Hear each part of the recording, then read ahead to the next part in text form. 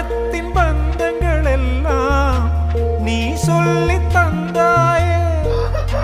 பிறப்புக்கும் இறப்புக்கும் இடையில் வழி நடத்தி சென்றாயே. உனக்கே ஓர் தொட்டில் கட்டி நானே தாயாய் மாறிட வேண்டும். ஆராரிராரோ